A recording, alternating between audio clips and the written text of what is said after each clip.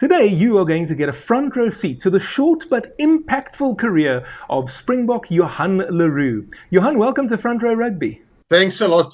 Really appreciate to be able to sit here today, Peter, and to talk to you. Now, before we begin our conversation, let's take a look at this week's trivia question. In 2008, Francois Steyn started at fly half for the only time in his Springbok career. Who were the opponents that day? Now, if you know the answer to the question, you can put it in the comment section down below, and we'll also find out if Johan knows the answer, but we'll do that at the end of our conversation. Johan, I'd like to begin our chat in 1994. We were playing a two-test series against England, and in the first test, the English won quite convincingly. You were then brought in for the second test to make your debut. Talk to me about how the players were feeling in that week leading into that second test match. I think at least they started the rugby sort of modernizing then and became more professional. So for the first time, they were actually doing power testing on us. Because you're going to laugh at it, I was only weighing 105. I was one of the smallest props ever to play the country. But McIntosh did the testing, and he could see on weight testing and things, myself and Ian McDonald was like almost, I'm bragging now, 50% stronger than any other players in that team. And I'll thank the father for that, because that's how he could have seen it. And that's he changed us in the second test of power. It comes back to what I said to you, if the fixed facets is the most powerful. And at that stage, without a doubt, I was the most powerful prop in the country with a guy like Ian McDonald, the flanker behind me, and that we could have controlled those scrums and lineouts. And how were you feeling ahead of making your test debut for the Boks? It's the most unbelievable feeling, because my dad played Northern Transvaal, and as a junior rugby player through school years, it was always my biggest dream. But then you remember with the sanctions that came over to South Africa, there were no rugby for a lot of years. So I only became a Springbok at the age of 33. I kept on so long to be able to make it, and it was an unbelievable feeling. A lot of players say that their first test match for their country goes by in a flash. What was your experience like? No, exactly the same. It's like 5 minutes. And I think the other thing, if most of them are honest, it's the first time in my life that I almost cried. You stand there when they sing the national anthem, and it's like a dream that came true, and you are there. It's unbelievable. And how incredible was it to be part of a famous victory that day? Yeah, no, that was unbelievable, especially against the England side. That's the side I admire the most in my life. Not everybody would think New Zealand because they're such champions, but England is to me the greatest rugby side in the world, after the Springboks now, of course. And then after that, we were off to New Zealand. I've had quite a few former Springboks on the show that were on that tour in 1994, and they all say that it was the toughest tour that they had ever been on. Would you go along with that? No, definitely, because also coming back to isolation, we weren't around to compete internationally so much. So I think it was a hell of an adjustment period for us in a sense. And then the second thing is, look, it sounds terrible if I said, I don't think McIntosh was such a good coach. He wasn't like Kitch Christie. I came from Kitch Christie's era, where there was total discipline, and it's two different setups where we went into New Zealand with that. And then our management itself, I don't think stood with us, especially with New Zealand's aggression. Because I believe that, those 17 test wins they had in a row was mainly because of intimidation. And I thank the Lord for today's new laws with the TV sightings and things. I don't think they'll ever be such a great side again in history that they were, because of intimidation. That's sort of stopped now. It's a good thing, I personally think. That's a very interesting point that you raised there, Johan. Let's talk about the first test match in Dunedin. We were beaten 22-14, and I've actually heard different stories from different people that were involved that day. Some say that we could have won the test match if we had kicked more accurately. Other people say that, no, actually, we were the second best team that day, and New Zealand did deserve their victory. How do you remember that occasion? No, I wouldn't say they deserved it, but I also can't just say we should have won. But the score should have been closer. We are the two greatest rugby nations. So, you can't make a comment that they should have just won. I don't believe it. I think with maybe a bit of different things, we could have won the test, let me put it that way. It's also to do with kicking again, where I say it's not a round ball. It bounces in different directions. That's what makes it so interesting. Let's talk about those 1994 All Blacks, because most people that have been around for the professional era will know that the New Zealanders have largely dominated world rugby, especially in between World Cups. Thankfully, the Springboks have won as many as they have, but in between, In between, the All Blacks have sort of been the number one team in the world most of the time in the professional era. But as I recall, in 1994, the All Blacks were not particularly dangerous. What was your assessment of them? No, they weren't. The only thing they had, that Lomo, it was such a big wing playing, and I mean small, stopped him.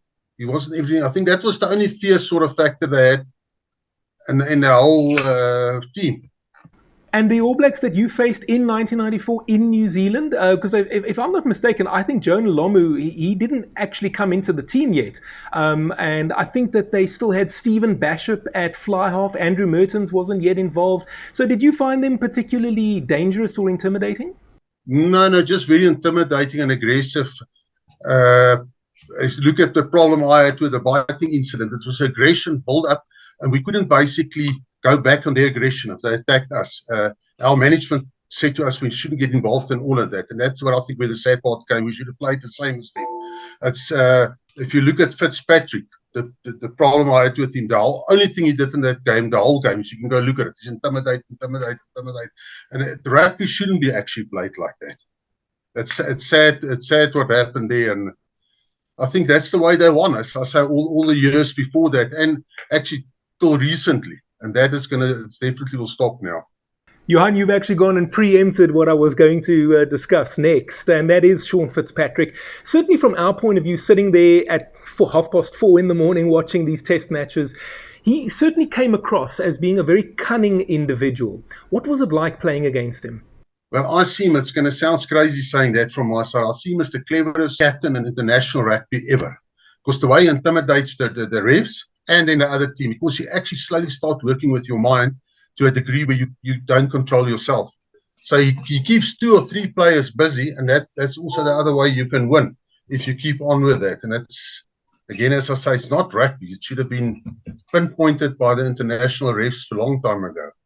I can only imagine how annoying and even irritating it can become when you face a player like that. How difficult can it be to maintain self-control and not punch him, for argument's sake?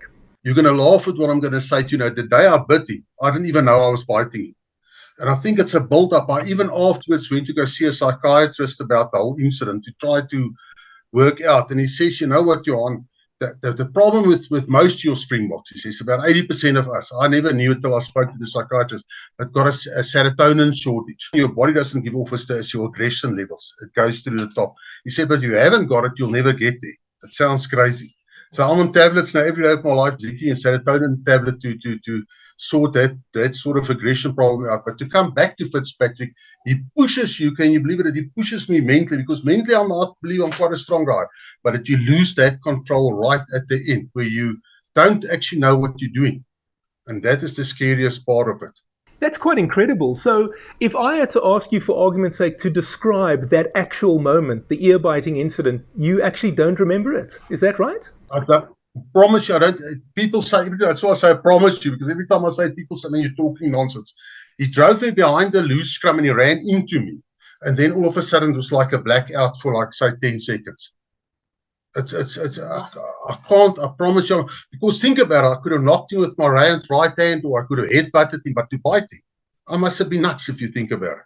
Quite unbelievable. And then just the match itself, 13-9, the All Blacks beat us. Similar to that first test where it was really close. Could we have won? Should we have won? What's your take? I believe we should have won. No, we should have won. That's why I say I see him as really the cleverest captain in history. You know, to have won the 17 tests he's won. Just to think about that alone, how he controlled it, and to set it up to do it like the way he does it. He's an unbelievable captain. Hey, if you're enjoying this video, why not consider becoming a patron? It's my dream, guys, to do this full time, and with a small financial contribution, you can help me realize that dream. The link and the QR code is appearing on your screen right now, and I'll also put it down in the description area for you to go and click on at a later stage if you would like to do so.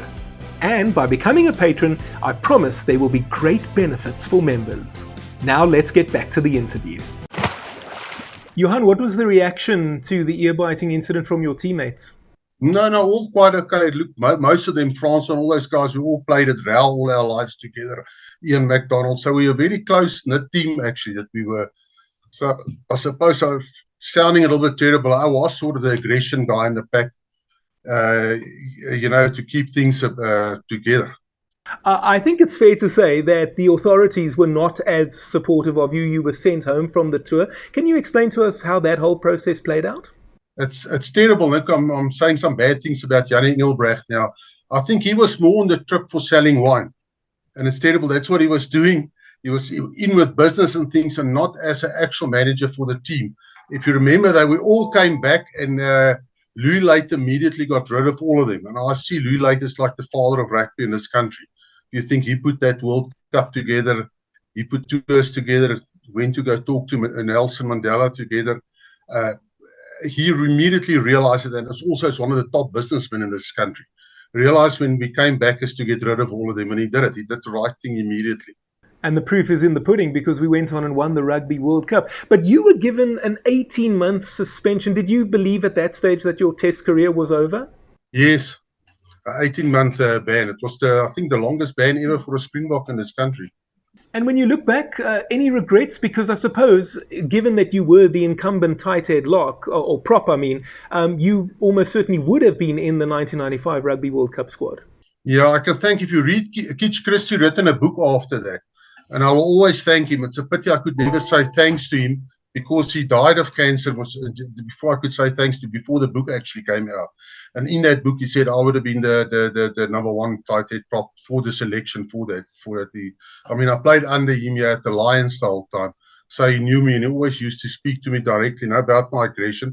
But it sounds crazy. He always also wanted it. So he wanted a player like me, but controlled better, because he always said to Ian McDonald to watch my back in case something goes wrong in a bad way. But at least he backed his players. You need, when you a player like Etzebeth or myself, you need the coaching staff to control that. But you definitely need that in rugby. We spoke about your teammates supporting you, and then people like Johan Engelbrecht not supporting you as much. I think it's fair to say as well that from the public and the media, there was quite a negative reaction to the ear biting. And obviously you had to live through that and experience all of that. How did you deal with those things? Yeah, I think it was tough for me, but I could handle it. The toughest was my poor kids. They went through hell with it also, getting teased at school and things like that. To me, I suppose you just sort of, you work with it and you work through it. The toughest thing was me for 18 months, because I was 33, so I come back at 35, and I needed 5 games for Transvaal to make my 100 to get that blazer. So that's all I trained for, and once I got that, I finished. Johan, I'm sure you are also familiar with the song that came out about the ear-biting incident from Leon Schuster. It was part of that He Call Me Bokke CD. What were your thoughts on that? No, Leon and myself are big friends. So, luckily I went over it quite, like the first 2 months, you get the hell in of people teases you and things. And then you realize you got to go with it, otherwise you'll go nuts. I can just imagine. And then last question on the ear-biting thing, Johan. There are some people who I think were very supportive of what you did, and I would say that some people even thought that you should have ripped off Fitzpatrick's entire ear while you were at it. What do you say to those folks? No, you're 100% right. Look, as a nation, I think we're quite an aggressive nation, because if I have a couple of beers in a pub somewhere and things, I had a lot of support there. It sounds crazy. The guys actually said you should have killed him. It's terrible, but I suppose, it's also, we're a hell of a rugby nation, and they wanted to win. So your real rugby supporters was behind me all the way. It was your normal public that took it a bit to another level. No doubt. So who was your toughest opponent? You won't believe me, if Gary Pagel, not as international prop, but he became an international prop. And I can actually tell you the story, because after I came back, I was sitting at home one day, and Kitch Christie got the team was now to coach. And can you believe it? He phoned me and he said to me, Johan, who's the toughest loose-head prop you've ever scrummed in the world against? And I said to him, Gary Pagel. He says, but he doesn't believe it. I said, yeah, he's playing for Province. I said, nobody's ever picked him. And I don't know if you can remember, straight with the World Cup, he picked Gary Pagel. And I promise you, that's the toughest prop of ever. I don't think he's got any equal, that guy. That is quite a story. And as you say, Pagel, actually, he was on the field when we won the World Cup in 1995 during extra time. Johan, I've got to ask you this as well. Is there a particularly funny moment that you can share with us from your time with the Springboks? Yeah, off the field. Off the field, I can tell you it's one. Me and James Dalton came home one night late from one of our trips in New Zealand. I can't remember now which town it was, can you believe it? Anyway, we came back at about like 3, 4 in the morning. And I don't know, they had the milk and the coffee outside the rooms, next to the door. And we said, let's have a cup of coffee and then go sleep because training is early tomorrow. And there was no water. So we filled the whole coffee jar with milk and we put it on. And as we went to go sleep, we forgot about it. And that bloody milk took a light.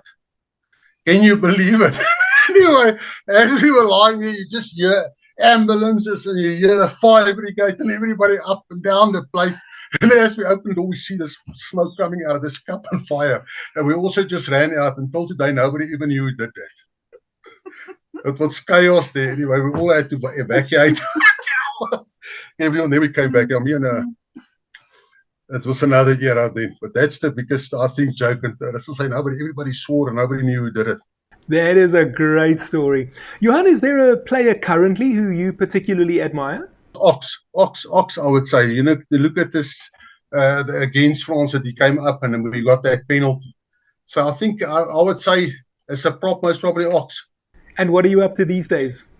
Nothing at the moment. I'm basically semi-retired. My daughter is in the metal industry and engineering, and I'm helping her. I used to be in that my whole life.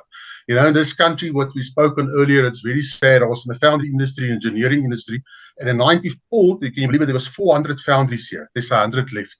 It's a scary situation what we going through here. So I'm helping her, and I still enjoy seeing the old customers and things and talk. I'm going more for the beer and talking a lot of nonsense. And we all hope that things can turn around, of course. So, Johan, we're going to finish off by looking again at the trivia question. In 2008, Francois Steyn started at fly half for the only time in his Springbok career.